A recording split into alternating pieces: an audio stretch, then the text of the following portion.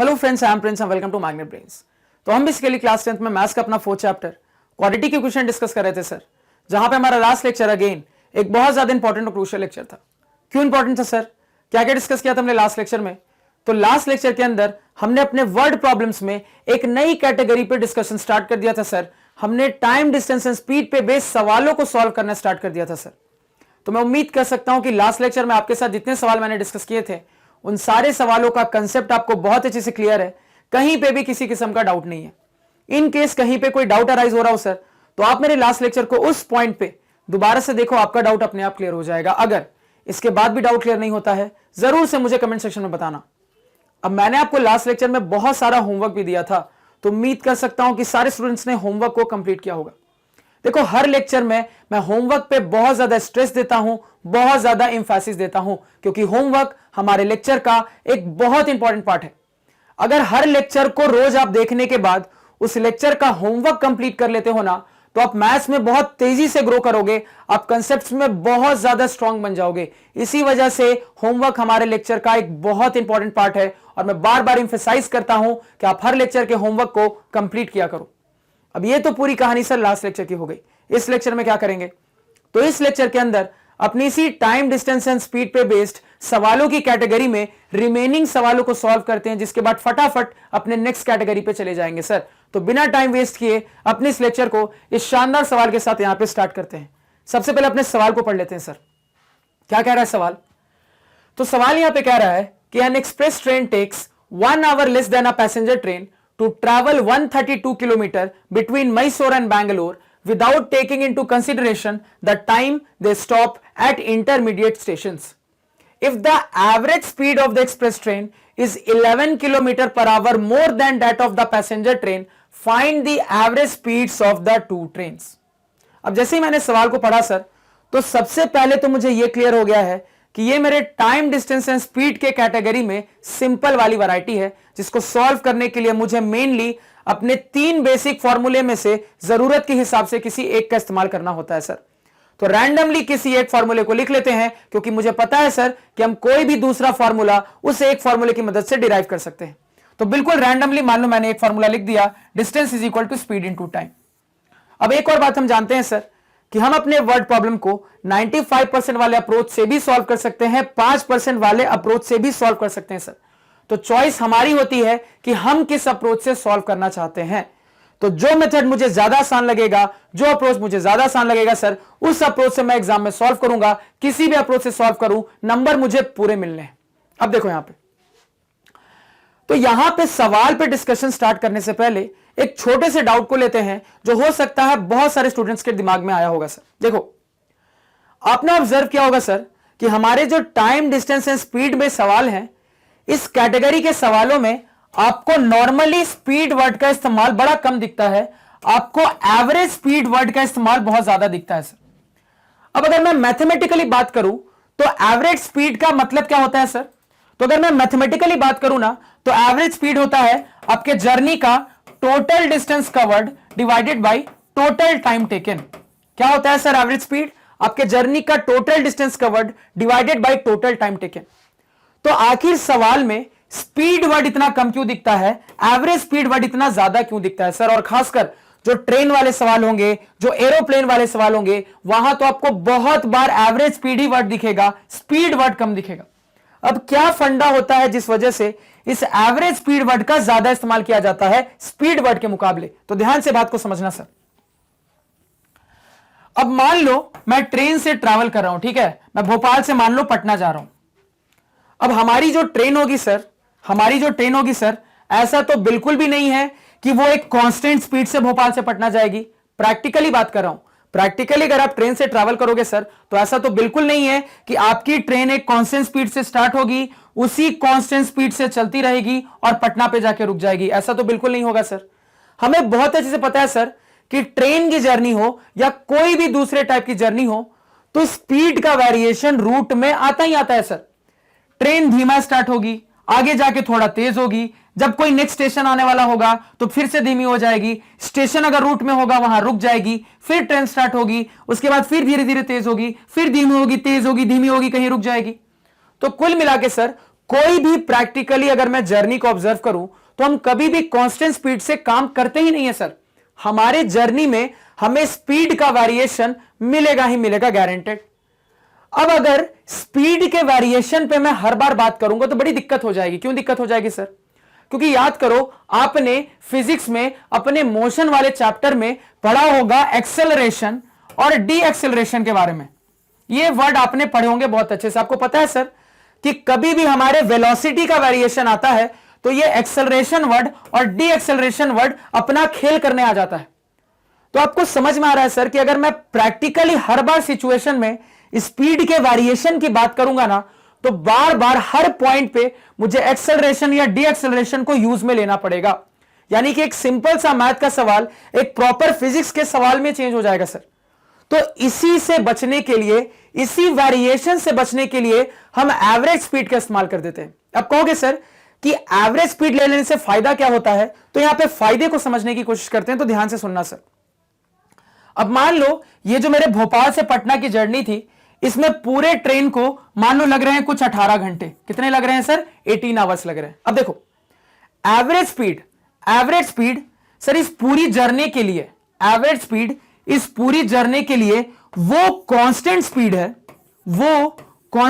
है जिस constant speed से भी अगर आप भोपाल से पटना की ओर जाते ना तो भी आपको 18 घंटे ही लगते। मैं अपनी बात को फिर से रिपीट कर रहा हूं सर। अभी जब आप स्पीड के वेरिएशन के साथ भोपाल से पटना जा रहे हो तो आपको 18 घंटे लग रहे हैं। अब एवरेज स्पीड लेने से फायदा यह हो रहा है सर कि एवरेज स्पीड वो कांस्टेंट स्पीड है, स्पीड अब बदल नहीं रही। एवरेज स्पीड सर वो कांस्टेंट स्पीड है जिस कांस्टेंट स्पीड से अगर आप भोपाल से पटना जाओगे ना तो आपको अभी भी एग्जैक्टली 18 घंटे लगे। तो क्या फायदा आपको दिख रहा है एवरेज स्पीड कंसीडर करने से? आखिर आपको फायदा क्या दिख रहा है सर? आप तुरंत कहोगे सर मुझे दो फायदे दिख रहे हैं। फायदा नंबर एक तो यह दिख रहा है सर कि मैं स्पीड के वेरिएशन से बच गया क्योंकि अब मैं कांस्टेंट स्पीड पे काम कर रहा हूं। और फायदा नंबर दो यह है सर कि मेरे पूरे सिचुएशन पे फर्क भी नहीं पड़ा सर। और यह एक बहुत इंपॉर्टेंट पॉइंट है सर, मेरे पूरे सिचुएशन पे फर्क भी नहीं पड़ा।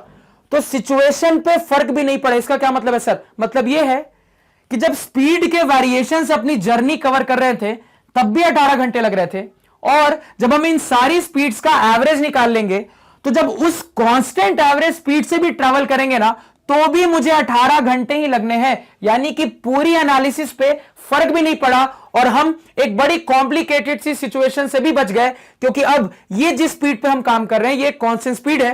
अब चूंकि स्पीड कांस्टेंट है तो हमें एक्सेलरेशन या डी एक्सेलरेशन को कंसीडर करने की कोई जरूरत नहीं है सर, आराम से हम एनालिसिस कर सकते हैं। और ऑब्वियस सी बात है सर, प्रैक्टिकल लाइफ में कोई भी जर्नी करोगे तो स्पीड का तो वेरिएशन आएगा ही आएगा। अब घर से निकलकर समोसे खाने भी जाओगे बाइक से तो वहां पे भी आपके बाइक में आप स्पीड का वेरिएशन लोगे ही लोगे सर, गारंटेड है। और मैंने आपको बार बार कहा है कि वर्ड प्रॉब्लम जितने भी होते हैं वो प्रैक्टिकल सिचुएशन पे ही बनाए जाते हैं। इसी वजह से सवाल जो होता है ना आपको सीधे स्पीड वर्ड नहीं देता, बार बार एवरेज स्पीड क्या क्या देता है।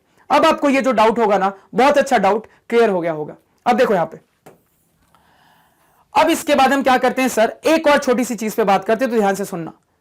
अगर आपको इंडियन रेलवेज का वर्किंग सिस्टम पता है तो आपको पता होगा सर कि बहुत सारी टाइप की ट्रेन होती है, ठीक है, और उनमें से दो टाइप होती है, पैसेंजर ट्रेन और एक्सप्रेस ट्रेन की। अब देखो ऑन अ जनरल बेसिस अगर मैं बात करूं sir, on a general basis तो हमारी जो एक्सप्रेस ट्रेन होती है ना सर वो ज्यादा तेज होती है स्पीड में, और जो पैसेंजर ट्रेन होती है ना सर वो स्लो होती है स्पीड में। इसका क्या मतलब? इसका मतलब यह है कि मान लो आप ट्रेन से पॉइंट ए से पॉइंट बी जाना चाहते हो और इस रूट पे एक्सप्रेस ट्रेन भी चलती है सर, पैसेंजर ट्रेन भी चलती है सर। तो जो हमारी एक्सप्रेस ट्रेन होगी ना वो ज्यादा तेज आपको पहुंचाएगी, वो ज्यादा तेज चलती है सर, इसलिए आपको ज्यादा तेज पहुंचाएगी, ज्यादा जल्दी पहुंचाएगी। जबकि आपकी जो पैसेंजर ट्रेन होती है ना सर ये धीमा चलती है एक्सप्रेस ट्रेन के मुकाबले, इसलिए ये पहुंचाने में देर लगाएगी। इसी वजह से आपने ऑब्जर्व किया होगा, अगर आपने कभी भी किसी रूट का टिकट काटा है या टिकट कटता हुआ देखा है कि अगर एक ही रूट पे एक्सप्रेस ट्रेन भी चल रही है और पैसेंजर ट्रेन भी चल रही है सर, तो एक्सप्रेस ट्रेन का टिकट ज्यादा महंगा होता है और पैसेंजर ट्रेन का टिकट ज्यादा सस्ता होता है। रीजन क्या होता है सर? रीजन ये है कि एक्सप्रेस ज्यादा तेज होती है इसलिए जल्दी पहुंचाती है, इसी वजह से टिकट ज्यादा महंगा होता है। जबकि कंपैरिजन में जो आपकी पैसेंजर ट्रेन होती है सर वो स्लोअर होती है, काफी रुक रुक कर चलती है, काफी देरी से पहुंचाती है, इसलिए इसका टिकट सस्ता होता है सर। तो एक जनरल इंडियन रेलवेज के बारे में यहां पे हमने थोड़ा सा डिस्कशन कर लिया ट्रेन के बारे में। अब यहां पे भी सवाल के अंदर एक एक्सप्रेस ट्रेन और एक पैसेंजर ट्रेन पे बात चल रही है। अब आते हैं सर सवाल पे ओरिजिनली। अब फिर से मेरी बात ध्यान से सुनना सर। अगर मैं इस सवाल को सर सॉल्व करने की कोशिश करूं तो मैं इसको 95% वाले तरीके से भी सॉल्व कर सकता हूं सर, और इसी सवाल को 5% वाले तरीके से भी सॉल्व कर सकता हूं, जैसे कि मैंने आपको बताया था।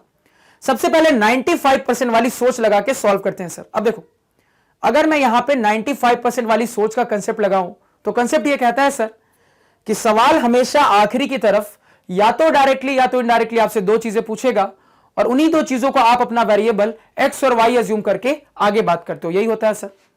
अब इस बात को ध्यान में रखते हुए जैसे ही मैं अपने सवाल को देख रहा हूं सर, तो देखो आखिरी वाली लाइन में मुझे क्या लिखा मिल रहा है। मुझे यहां पे लिखा मिल रहा है sir, find the average speed of the two trains. यानी कि यहां पे मुझे दो ट्रेनों की एवरेज स्पीड पूछी जा रही है सर, यानी कुल मिला के दो चीजें पूछी जा रही है। तो काम हो गया सर। मेरा कंसेप्ट यह कहता है कि दो चीजें पूछी जानी चाहिए थी और दो चीजें पूछी भी जा रही है। कौन सी दो चीजें पूछी जा रही है सर? तो दो ट्रेनों की एवरेज स्पीड पूछी जा रही है। अब आप यहां पे एवरेज वर्ड से कंफ्यूज मत होना, क्योंकि मैंने आपको एवरेज वर्ड की कहानी बहुत अच्छे से क्लियर कर दी। मैंने आपको क्लियर कर दिया, स्पीड का वेरिएशन से बचने के लिए हम बार बार एवरेज स्पीड की बात कर देते हैं। क्लियर हो गया? अब देखो यहां पे तो कंसेप्ट ये कहता है सर कि सवाल जो दो चीजें पूछता है उसी को हम अपना वेरिएबल अज्यूम करते हैं। और मुझे दिख गया है सवाल मुझसे क्या दो चीजें पूछ रहा है। तो सवाल मुझसे दो ट्रेनों की एवरेज स्पीड पूछ रहा है सर। तो एक ट्रेन के एवरेज स्पीड को x मान लेंगे, दूसरे ट्रेन के एवरेज स्पीड को y मान लेंगे। क्लियर हो गया सर? अब देखो, अब मुद्दा यह है कौन से दो ट्रेनों की बात हो रही है सर। तो इसके लिए अपने प्रीवियस वाली स्टेटमेंट में जाएंगे। अब जब अपने प्रीवियस वाले स्टेटमेंट में जा रहे हैं सर, तो यहां पे हम क्लियरली देख रहे हैं कि एक एक्सप्रेस ट्रेन की बात हो रही है सर और एक पैसेंजर ट्रेन की बात हो रही है। यानी कुल मिला के हमारे जो दो ट्रेनों की बात हो रही है सर, उनमें से एक पैसेंजर ट्रेन है, एक एक्सप्रेस ट्रेन है। तो एक की एवरेज स्पीड को आप x बोल दो, दूसरे की y बोल दो। तो यहां पे इस बात को सबसे पहले लिख लेते हैं सर। तो यहां पे हम लिख लेंगे कि let the average speed of express train equal to x and the average speed of passenger train is equal to y। Clear हो गया सर? ये हमने लिख लिया। अब देखो यहां पे बात को समझना सर, यहां पे यूनिट भी असाइन करना जरूरी है। ऑब्वियस सी बात है सर, स्पीड है तो यूनिट क्या होगी? तो सर ने सिखाया था स्टैंडर्ड फॉर्म का सहारा नहीं छोड़ना है, और स्पीड का स्टैंडर्ड फॉर्म ऑफ यूनिट होता है किलोमीटर पर आवर, kmph। तो अपनी यूनिट को भी यहां पे लिख लिया सर। अब आगे बात करते हैं। अब आगे क्या पता है सर? अब आगे मुझे यह पता है कि सवाल मुझे या तो डायरेक्टली या तो इनडायरेक्टली दो इंफॉर्मेशन देगा, और मेरा काम होता है उन दो इंफॉर्मेशन को ढूंढना और उन दो इंफॉर्मेशन की मदद से अपने दो इक्वेशन को फ्रेम कर लेना सर। अब यहां पे अपने इंफॉर्मेशन को ढूंढने की कोशिश करते हैं सर। तो एक इंफॉर्मेशन तो मुझे यहां से लेकर यहां तक में क्लियरली दिख रही है सर, और दूसरी इंफॉर्मेशन मुझे यहां से लेकर यहां तक दिख रही है सर। क्लियर हो गया? अब अपने दोनों इंफॉर्मेशन पे एक एक करके बात करते हैं, तो बिल्कुल ध्यान से सुनते जाना सर। तो अगर मैं सबसे पहले अपनी दूसरी वाली इंफॉर्मेशन पे बात करूं तो देखो क्या दिख रहा है। दूसरी वाली इंफॉर्मेशन में मुझे कहा जा रहा है कि if the average speed of the express train is 11 kilometre per our more than that of the passenger train. Clear है? पढ़ लिया स्टेटमेंट? क्या कहा जा रहा है सर? यहां पे कहा जा रहा है कि आपके एक्सप्रेस ट्रेन की जो एवरेज स्पीड है सर, वो पैसेंजर ट्रेन के एवरेज स्पीड के मुकाबले 11 किलोमीटर पर आवर ज्यादा है। आपको कहा जा रहा है सर कि आपके एक्सप्रेस ट्रेन की जो एवरेज स्पीड है सर, वो पैसेंजर ट्रेन के एवरेज स्पीड के मुकाबले 11 किलोमीटर पर आवर ज्यादा है सर। ऑब्वियस सी बात है, अभी हमने इंडियन रेलवेज का वर्किंग सिस्टम देखा था, जिसके हिसाब से मुझे पता है सर कि एक्सप्रेस ट्रेन ज्यादा तेज चलता है पैसेंजर ट्रेन के मुकाबले। यानी कि हमारे एक्सप्रेस ट्रेन की जो स्पीड होगी सर, वो ज्यादा होगी पैसेंजर ट्रेन के मुकाबले। अब इन दोनों की स्पीड का गैप कितना है सर? तो इस सेकंड वाली इंफॉर्मेशन में सवाल ने आपको बता दिया है कि इन दोनों ट्रेनों की स्पीड का गैप कितना है। कितना गैप है सर? तो 11 किलोमीटर पर आवर का गैप है। यानी कि आपका जो एक्सप्रेस ट्रेन है ना, वो पैसेंजर ट्रेन के मुकाबले 11 किलोमीटर पर आवर ज्यादा तेज चलता है। तो क्या यहां से इक्वेशन फ्रेम नहीं कर सकते? बिल्कुल कर सकते हो सर। यानी कि अगर मैं एक्सप्रेस ट्रेन की स्पीड में पैसेंजर ट्रेन की स्पीड को घटा दूंगा तो यह गैप कितना है सर? 11 किलोमीटर पर आवर का गैप है। सिंपली यही बात मुझे बताई गई है सर। आप दूसरे तरीके से भी सोच सकते थे। आप ऐसे भी सोच सकते थे सर यहां पे कि अगर मैं अपने पैसेंजर ट्रेन की स्पीड में 11 किलोमीटर पर आवर को जोड़ दूंगा तो मेरे एक्सप्रेस ट्रेन की स्पीड आ जाएगी सर। अगेन कहानी वही रहेगी, आपके पास इक्वेशन सेम बनकर आएगी। आप ऐसे सोचो या फिर ऐसे सोचो, फर्क नहीं पड़ेगा सर। अब ये जो आपने फॉर्मेट तैयार किया है उसमें जो डाटा आपने माना था उसको पुट करो सर। तो आपने अपने एक्सप्रेस ट्रेन की स्पीड को x माना था, आपने अपने पैसेंजर ट्रेन की स्पीड को y माना था सर। तो x माइनस वाई बराबर यहां पे कितना हो गया सर? 11। क्लियर है? ये हमने बना ली सर अपनी दूसरी वाली इक्वेशन से अपनी एक इक्वेशन, दूसरी वाली इंफॉर्मेशन से अपनी एक इक्वेशन। ये क्लियर हो गया? अब देखो, अब यहां पे ऊपर वाली इक्वेशन में जाएंगे, क्योंकि यहां पे ऊपर वाली इक्वेशन के लिए थोड़ा सा आपको कॉम्प्लिकेटेड तरीके से सोचना पड़ेगा, तो ध्यान से मेरी बात को सुनना सर। अब अगर मैं अपने पहले वाली इंफॉर्मेशन पे जाऊं तो देखो पहले वाली इंफॉर्मेशन में क्या लिखा है। मुझे यहां पे लिखा है सर कि an express train takes 1 hour less than a passenger train to travel 132 kilometre between Mysore and Bangalore. यानी कि सर यहां पे ट्रेन का ट्रैवलिंग रूट मुझे दिया गया है। ट्रेन जो है सर वो मैसूर से बैंगलोर जा रही है और इस रूट पे चलने के लिए मेरे पास एक एक्सप्रेस ट्रेन है सर और एक पैसेंजर ट्रेन है। अब अभी जस्ट हमने देखा है सर कि एक्सप्रेस ट्रेन ज्यादा तेज चलती है तो ऑब्वियस सी बात है जल्दी पहुंचाएगी, पैसेंजर ट्रेन स्लो चलती है तो देरी से पहुंचाएगी। अब यहां पे दोनों ट्रेनों का आपको टाइम गैप बताया गया है। कितना बताया गया सर टाइम गैप? तो आपको बताया गया है कि आपकी एक्सप्रेस ट्रेन है सर वो पैसेंजर ट्रेन के मुकाबले 1 घंटे जल्दी पहुंचा देती है सर। आपको यहां पे बताया गया है कि एक्सप्रेस ट्रेन को इस जर्नी को कवर करने में जो टाइम लग रहा है सर वो पैसेंजर ट्रेन के मुकाबले 1 घंटे कम है। ऑब्वियस सी बात है एक्सप्रेस ज्यादा तेज चलता है, जल्दी पहुंचाएगा, तो पैसेंजर के मुकाबले 1 घंटे पहले पहुंचा देता है सर। तो किसको ज्यादा टाइम लग रहा है सर? तो पैसेंजर ट्रेन को ज्यादा टाइम लग रहा है। किसको कम टाइम लग रहा है सर? एक्सप्रेस ट्रेन को कम टाइम लग रहा है। यानी कि अगेन आप यहां से कह सकते हो सर कि अगर मैं अपने पैसेंजर ट्रेन के टाइम में अपने एक्सप्रेस ट्रेन के टाइम को घटा दूंगा तो ये गैप कितना है सर? तो आपको सवाल ने गैप दे दिया है, ये 1 घंटे का गैप है सर, ये 1 आवर का गैप है। इस पॉइंट को समझने में कोई दिक्कत नहीं होनी चाहिए सर। जो बात मैंने आपको समझाई वही यहां पे लिखी हुई है। आपको सिंपली कहा गया है सर कि मैसूर से लेके आपके बैंगलोर का जो रूट है ये 132 किलोमीटर का है और इस रूट पे आपकी पैसेंजर ट्रेन जो है सर वो 1 घंटे स्लो है। किसके मुकाबले? एक्सप्रेस ट्रेन के मुकाबले। यानी कि एक्सप्रेस ट्रेन ज्यादा तेज पहुंचाएगी, पैसेंजर ट्रेन को ज्यादा टाइम लग रहा है, एक्सप्रेस ट्रेन को कम टाइम लग रहा है सर। और दोनों के बीच का टाइम गैप कितना है सर? तो 1 घंटे का है। तो क्या यहां से अगेन इक्वेशन फ्रेम नहीं कर सकते? बिल्कुल कर सकते हो सर। आप इसी चीज को दूसरे तरीके से भी सोच सकते थे सर। आप ऐसे भी सोच सकते थे कि अगर मैं पैसेंजर ट्रेन के टाइम में 1 घंटे कम कर दूंगा सर तो मेरा एक्सप्रेस ट्रेन का टाइम निकल कर आ जाएगा। अगेन सेम इक्वेशन बन गई सर। अब यहां पे डेटा को पुटअप करो सर। ध्यान देना, टाइम क्या होता है सर? तो अगर मैं अपने फॉर्मेट के हिसाब से बात करूं तो टाइम होता है सर डिस्टेंस बाय स्पीड। यानी कि मुझे डिस्टेंस बाय स्पीड की जरूरत पड़ेगी। तो यहां पे मैं पैसेंजर ट्रेन के टाइम को कंसीडर कर रहा हूं तो मैं पैसेंजर ट्रेन के स्पीड की बात करूंगा। यहां पे मैं एक्सप्रेस ट्रेन के टाइम को कंसीडर कर रहा हूं तो मैं एक्सप्रेस ट्रेन की स्पीड की बात करूंगा। अब यहां पे भावनाओं को समझना सर। रूट तो मेरा यही है मैसूर से लेके बैंगलोर का, जिसके बीच की दूरी 132 किलोमीटर है। तो दोनों में से कोई भी ट्रेन है सर चल तो वो 132 किलोमीटर ही रही है। यानी कि सर दोनों ट्रेन के लिए डिस्टेंस सेम है। कितना है सर? 132 किलोमीटर। पुट कर देते हैं सर 132 किलोमीटर, पुट कर देते हैं सर 132 किलोमीटर। ये क्लियर हो गया? ये बराबर यहां पे 1 आवर। अब नीचे किसकी बारी है सर? तो पैसेंजर ट्रेन की स्पीड की और एक्सप्रेस ट्रेन की स्पीड को, जिसको आप ऑलरेडी कुछ मान चुके हो सर। आपने ऑलरेडी मान लिया है कि आपके एक्सप्रेस ट्रेन की स्पीड कितनी है sir? x kilometre per our. कितनी है सर ये? तो x किलोमीटर पर आवर। और आपके पैसेंजर ट्रेन की स्पीड कितनी है sir? y kilometre per our. बन गई सर आपकी एक और इंफॉर्मेशन की मदद से एक और इक्वेशन। तो यूनिट हटा के लिख लेते हैं सर। तो यहां पे अगर हम यूनिट हटा के लिखें तो मेरे पास आ जाएगा sir 132 by y minus 132 by x बराबर यहां पे 1। इसको समझने में कोई दिक्कत क्या किसी को नहीं होनी चाहिए सर। तो हमने अपने 2 इंफॉर्मेशन की मदद से 2 इक्वेशन बना ली। मैंने आपको ये वाली इंफॉर्मेशन पहले इसलिए बताई क्योंकि इसको प्रोसेस करना ज्यादा इजी था। ये वाली बात इसलिए बताई क्योंकि इसको प्रोसेस करने के लिए थोड़ा सा सोचना पड़ रहा था। ऐसा जरूरी नहीं है कि आप एग्जाम में इसी को फॉलो करो। आप पहले वाली इंफॉर्मेशन को पहले भी प्रोसेस कर सकते हो, दूसरी वाली इंफॉर्मेशन को बाद में भी प्रोसेस कर सकते हो, कोई दिक्कत नहीं है सर, कोई फर्क नहीं पड़ेगा।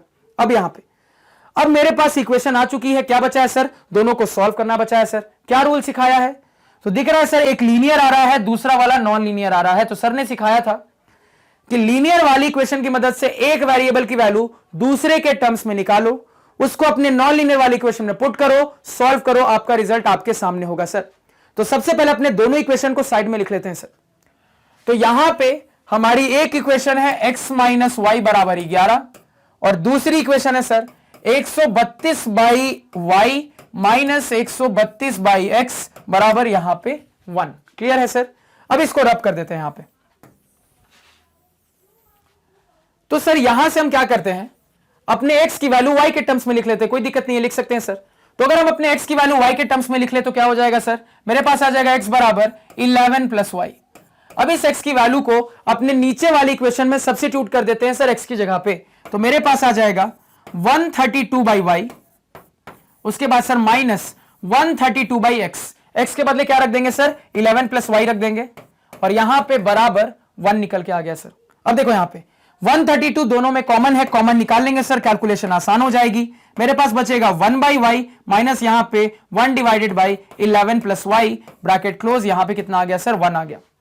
अब यहां पे फर्दर सॉल्व करें सर, तो 132 यहां ब्रैकेट के अंदर डिनोमिनेटर में y इंटू 11 प्लस वाई हो जाएगा सर, और इसके बाद यहां पे क्या हो जाएगा ध्यान देना। तो ऊपर सर ऊपर की कैलकुलेशन यहां करेंगे क्रॉस मल्टीप्लाई, तो 11 प्लस वाई और माइनस यहां पे y हो जाएगा सर बराबर 1। अब फर्दर सॉल्व करते हैं सर।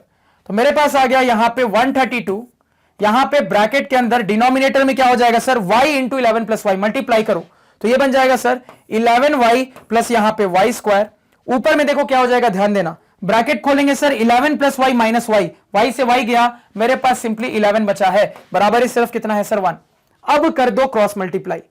अब जब क्रॉस मल्टीप्लाई करेंगे सर तो ये मल्टीप्लाई होगा, मेरे पास आ जाएगा वाई स्क्वायर प्लस 11y बराबर इस तरफ आ जाएगा सर 132 गुने 11। अब देखो इसको मैं इसी तरीके से रहने दे रहा हूं, मल्टीप्लाई नहीं कर रहा हूं, क्योंकि जब मैं स्प्लिटिंग ऑफ टर्म्स लगाऊंगा ना तो इससे मुझे बहुत हेल्प मिलने वाली है। देखो यहां पे अब इसको बगल में बुला लेते हैं सर, तो Y square plus 11y minus यहां पे ब्रैकेट के अंदर 132 गुने 11 बराबर 0। तो हमें दिख रहा है सर कि हमारे पास y के टर्म्स में क्वाड्रेटिक इक्वेशन आ चुकी है, जहां पे स्प्लिटिंग ऑफ टर्म से भी सोच सकते हो, क्वाड्रेटिक फॉर्मूला से भी सोच सकते हो। अब चूंकि ये ब्रेक फॉर्मेट में है ना, तो यहां पे मैं स्प्लिटिंग ऑफ टर्म्स भी आसानी से लगा सकता हूं। अगर आपको स्प्लिटिंग ऑफ टर्म्स पसंद नहीं है, आप क्वाड्रेटिक फॉर्मूला लगा लो, कोई दिक्कत नहीं है सर, इतना पहले नोट डाउन करो।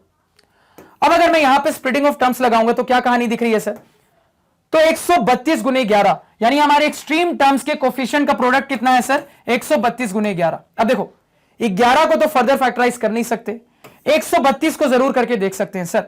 तो 132 कुल मिला के 11 गुने 12 है सर, 11 गुने 12, और 12 को आप 3 इंटू 4 के फॉर्म में लिख सकते हो। देखो ये करने से क्या फायदा हुआ, अब मुझे यहां पे दिख रहा है सर 11 3 33 हमारा एक फैक्टर आ गया, 11 4 44 हमारा दूसरा फैक्टर आ गया, यानी कि हम 132 गुने 11 को 44 गुने 33 के फॉर्म में लिख सकते हैं, दो फैक्टर्स के प्रोडक्ट के फॉर्म में लिख सकते हैं।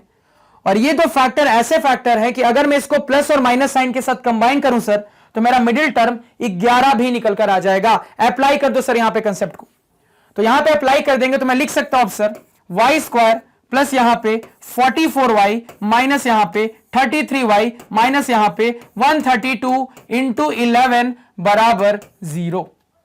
अब यहां पे पेयरिंग कर लेंगे सर, तो मेरे पास निकल कर आ जाएगा y यहां पे कॉमन सर y प्लस 44। अब देखो माइनस, ध्यान देना, अब आपको नहीं पता सर क्या कॉमन होगा, लेकिन एक अंदाजा जरूर है कि यही सेम फैक्टर यहां भी आना चाहिए। आप चुपचाप खुद ही लिख दो y प्लस 44, खुद ही लिख दो। अब देखो यहां क्या होना चाहिए, तो सवाल ने जो दिया सर उसके हिसाब से यहां पे 33 होना चाहिए। अब निश्चिंत हो जाओ, चीजें अपने आप यहां पे ऑटोमेटिकली सेट हो जाएंगी, आपको कुछ भी यहां पे टेंशन लेने की जरूरत नहीं है, बराबर 0। आपको कोई भी कैलकुलेशन नहीं करना पड़ा। अब यहां से ओवरऑल सर मैं y plus 44 into y minus 33 बराबर 0 लिख सकता हूं। तो यहां से दिख रहा है सर y प्लस 44 बराबर 0, यानी कि y बराबर माइनस 44, और इस तरफ दिख रहा है सर y माइनस 33 बराबर 0, यानी कि y बराबर 33 निकल के आ रहा है। और ये y क्या है सर, तो y आपके पैसेंजर ट्रेन की एवरेज स्पीड है, तो यूनिट क्या हो जाएगी सर किलोमीटर पर आवर। अब भावनाओं को यहां पे फिर से समझो, क्या दोनों आंसर सही होंगे या इनमें से कोई आंसर इनवैलिड आंसर हो जाएगा? तो तुरंत जवाब दोगे सर कि स्पीड कभी भी नेगेटिव नहीं हो सकती। बिल्कुल ध्यान में रखना सर, एवरेज स्पीड बोले या स्पीड बोले कभी भी नेगेटिव नहीं हो सकता, यानी ये वाला आंसर मेरा रिजेक्ट हो गया। ब्रैकेट में रीजन क्या दोगे? तो आप रीजन दोगे sir average speed can not be negative. ये वैलिड आंसर होगा, बिल्कुल होगा सर, पॉजिटिव आ रहा है, कोई दिक्कत नहीं है। तो आपने अपने पैसेंजर ट्रेन की एवरेज स्पीड निकाल ली, कितनी निकल के आई है? तो यहां से आप लिख सकते हो सर कि average speed of passenger train is equal to 33 kmph। अब क्या निकालना है मुझे सर? तो अब मुझे अपने एक्सप्रेस ट्रेन की एवरेज स्पीड निकालनी है। कैसे निकालोगे सर?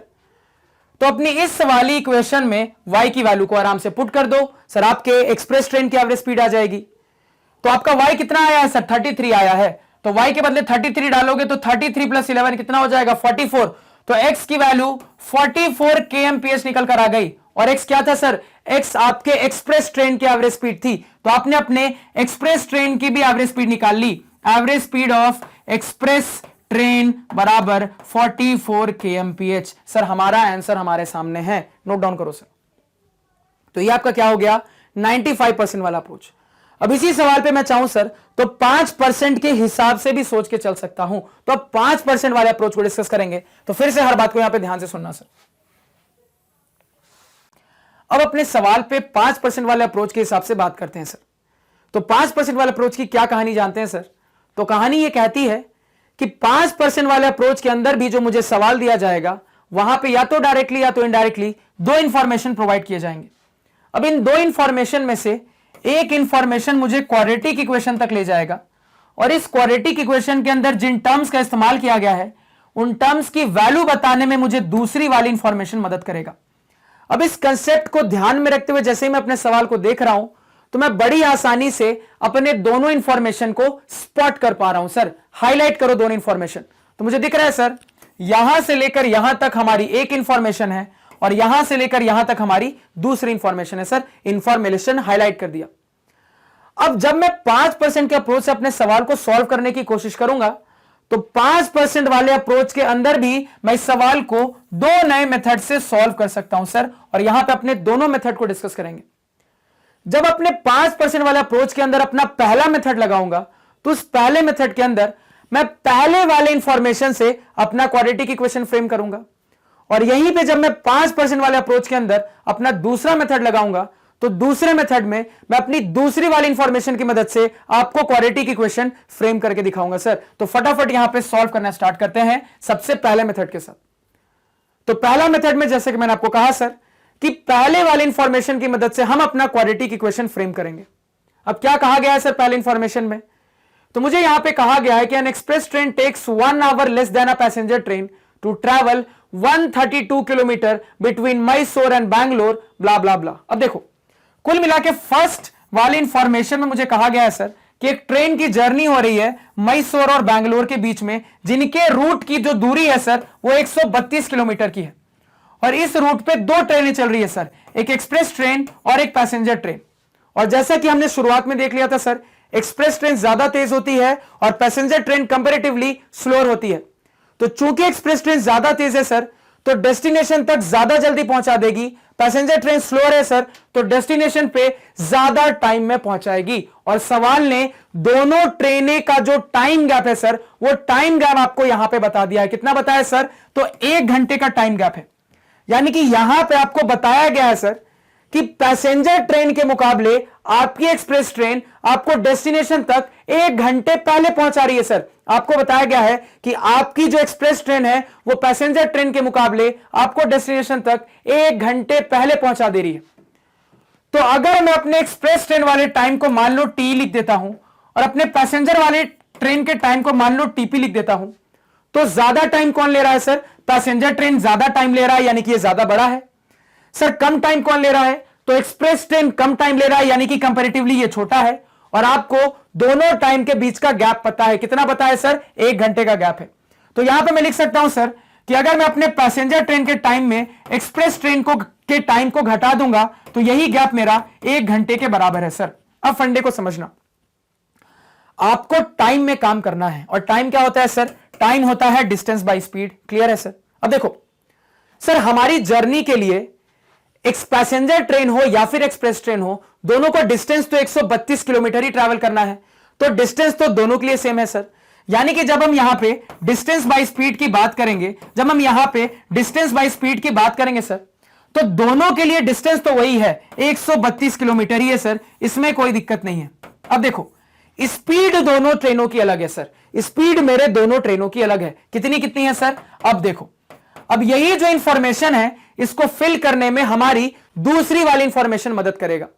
अब मुझे अपने दूसरी वाली इंफॉर्मेशन में कहा गया है सर कि आपकी जो एक्सप्रेस ट्रेन है वो पैसेंजर ट्रेन के मुकाबले 11 किलोमीटर पर आवर ज्यादा तेज चलती है। आपको कहा गया है सर कि आपकी जो एक्सप्रेस ट्रेन है वो पैसेंजर ट्रेन के मुकाबले 11 किलोमीटर पर आवर ज्यादा तेज है सर।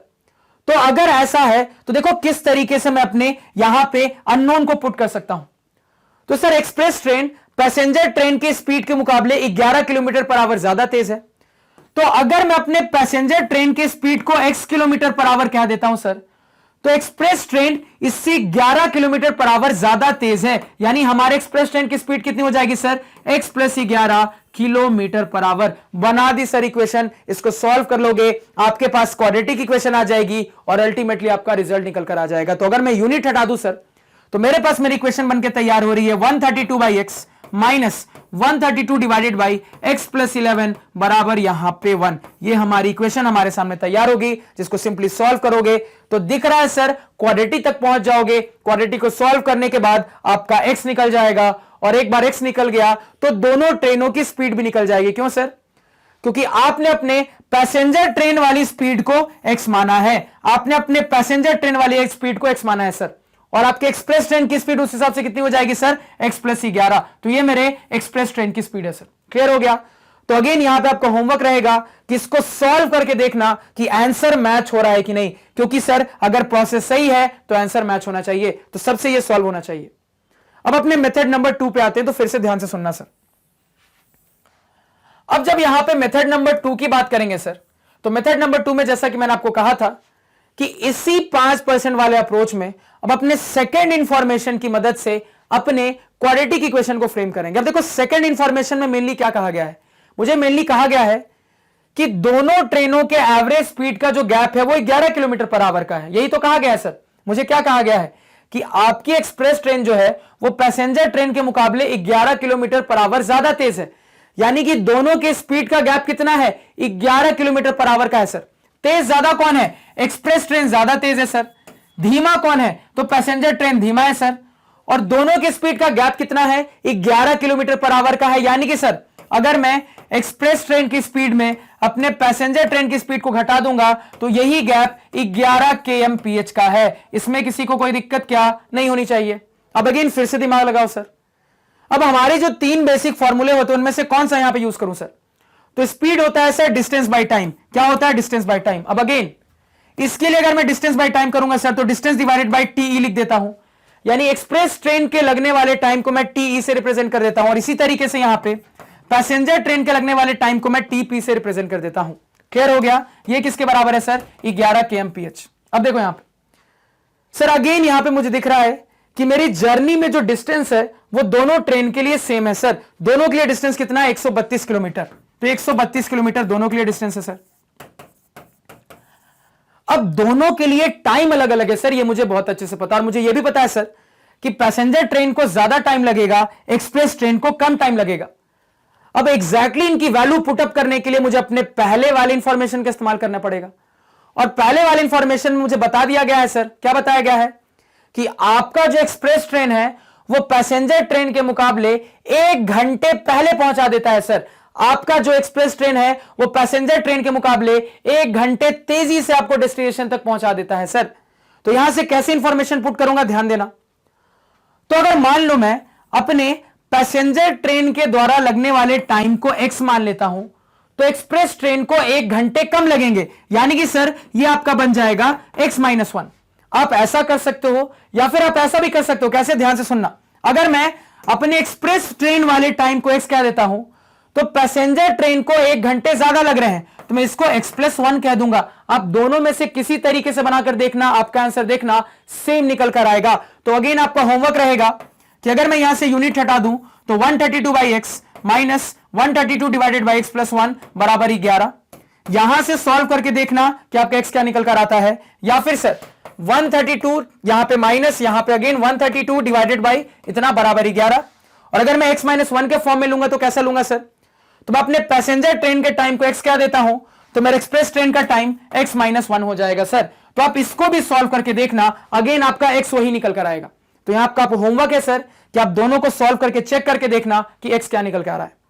जब आप ये फॉर्मेट मान रहे हो तो इस फॉर्मेट में आप अपने किसको सर, एक्सप्रेस ट्रेन के टाइम को, एक्सप्रेस ट्रेन के टाइम को x आवर्स मान रहे हो सर, और इस फॉर्मेट में आप अपने पैसेंजर ट्रेन के टाइम को सर x आवर्स मान रहे हो, पैसेंजर ट्रेन के टाइम को x आवर्स मान रहे हो।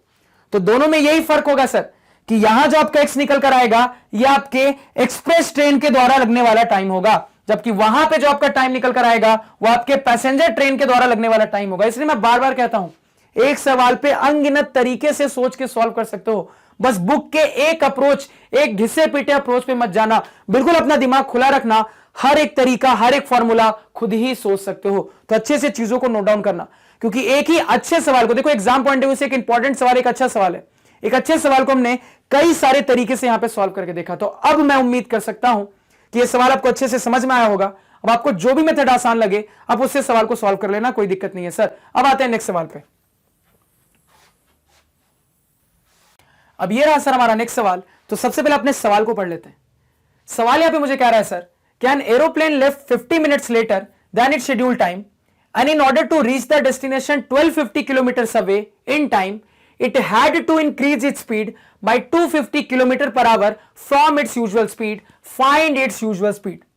अब जैसे ही मैंने सवाल को पढ़ा सर तो तुरंत मुझे समझ में आ रहा है कि यह सवाल की वैरायटी ऑलरेडी हम अपने लास्ट लेक्चर में बिल्कुल डिटेल में डिस्कस कर चुके हैं, और इस टाइप के कई सारे सवालों को मैंने आपको होमवर्क में भी दिया था। तो अगेन ये सवाल भी आपसे सॉल्व होना चाहिए, ये आपके इस लेक्चर का होमवर्क क्वेश्चन रहेगा, इसको फटाफट नोट डाउन करो सर। नेक्स्ट सवाल पे आते हैं। ये रहा सर हमारा नेक्स्ट सवाल, और ये जो बड़ा सा दिखने वाला सवाल है ना सर, ये अगेन उसी वैरायटी का सवाल है जैसा मैंने आपको अभी अभी होमवर्क दिया है। अब देखो, अब इस सवाल को मैं आपको होमवर्क नहीं दूंगा, ये हम क्लास में सॉल्व करेंगे। अब आप पूछोगे सर कि जब आप इस वैरायटी को ऑलरेडी लास्ट लेक्चर में बिल्कुल डिटेल में डिस्कस कर चुके हो तो दोबारा से सॉल्व क्यों कर रहे हो? तो इसका रीजन बहुत इंपॉर्टेंट है, ध्यान से सुनना। आपने यहां पे एक इंपॉर्टेंट ऑब्जर्वेशन की होगी, आपने ऑब्जर्व किया होगा सर कि ये जो वैरायटी है ना सवाल की, ये कई तरीके से मेरे सामने कई सारे सवालों के फॉर्म में आ रही है। यानी कि सर ये सवाल की वैरायटी कई तरीके से मेरे सामने अभी तक आ चुकी है। तो इससे यह समझ में आता है सर कि एग्जाम पॉइंट ऑफ व्यू से टाइम, डिस्टेंस एंड स्पीड वाली कैटेगरी में यह वैरायटी बहुत ज्यादा इंपॉर्टेंट है, इस वैरायटी के आने के चांसेस बहुत हाई हैं। तो यहां पे इस वैरायटी में कहानी क्या चलती है सर, क्रक्स क्या होगा कहानी का, उसको समझने की कोशिश करेंगे। तो उस वैरायटी को पहचानना कैसे सर, उसको समझने की कोशिश करेंगे। और उसके बाद हो सकता है कि लास्ट लेक्चर में आपके साथ इस सवाल को सॉल्व करने के जो सॉल्यूशन मैंने डिस्कस किए थे उसमें कुछ छोटे मोटे डाउट रह गए हो, उस डाउट को भी यहां पे हम क्लियर कर लेंगे सर। तो फटाफट अपने सवाल को पढ़ने के साथ यहां पे सवाल सॉल्व करना स्टार्ट करते हैं सर। तो सबसे पहले अपने सवाल को पढ़ लेते हैं। सवाल क्या कह रहा है सर? सवाल यहां पे कह रहा है सर कि while boarding an aeroplane a passenger got hurt, the pilot showing promptness and concern made arrangements to hospitalize the injured, so the plane started late by 30 minutes to reach their destination 1500 km away in time. The pilot increased the speed by 100 km per hour. Find the original speed of the plane. तो एक बहुत बड़ा सा सवाल, लेकिन बड़ा simple सा concept. अब सबसे पहले अपने वैरायटी को पहचानना कैसे है सर, उस पर बात करते हैं। तो बिल्कुल ध्यान से हर बात को सुनना, एक एग्जाम्पल के थ्रू अपने वैरायटी को पहचानने का तरीका सीखेंगे सर। तो ये जो सवाल की वैरायटी बार बार मिल रही है, वहां पे आपको ऑब्जर्व होगा कि सवाल आपको दो सिचुएशन प्रोवाइड करेगा। कितनी सिचुएशन सर? दो सिचुएशन। पहली सिचुएशन आपकी normal day to day life की सिचुएशन रहेगी, यानी कि आप ये काम रोज करते होगे।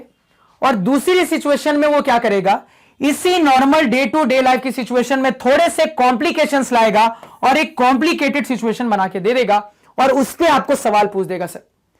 तो आखिर दोनों सिचुएशन में क्या होता है सर यहां पे सवाल में? तो फिर से ध्यान से सुनना। सवाल आपको शुरुआत में जो normal day to day life की सिचुएशन देगा ना सर, इस normal day to day life की सिचुएशन में आप एक फिक्स डिस्टेंस ट्रैवल करोगे रोज, आप रोज एक फिक्स डिस्टेंस ट्रैवल कर रहे होगे सर। यानी कि सवाल आपको बता देगा कि आपको रोज रोज एक फिक्स डिस्टेंस ट्रैवल करना है। मान लो मैं मान लेता हूं कि ये जो मेरा एंड पॉइंट है ये मेरा घर है, और ये जो दूसरा एंड पॉइंट है सर ये मेरा ऑफिस है। मान लो एक एग्जांपल मान लिया, और मान लो मेरे घर से मेरा ऑफिस 10 किलोमीटर की दूरी पर है। तो सवाल आपको कहेगा कि आप रोज रोज अपने घर से ऑफिस 10 किलोमीटर ट्रैवल करते हो, यानी कि ये आपके रोज की जिंदगी की कहानी है। अब देखो, अब यहां पे सर सिचुएशन कुछ ऐसी है, ध्यान से सुनना, कि आप जो अपनी ट्रैवलिंग करते हो तो आपका पूरा रूटीन डिफाइंड है। मान लो आपका ऑफिस जो है सर वो 9 AM से स्टार्ट होता है, ठीक है, 9 बजे से स्टार्ट होता है, और आप रोज सुबह सर 7 बजे उठ जाते हो, 7 AM पे उठ जाते हो। आप बहुत अच्छे से तैयार होके खा पी के 8 बजे तक तैयार हो जाते हो।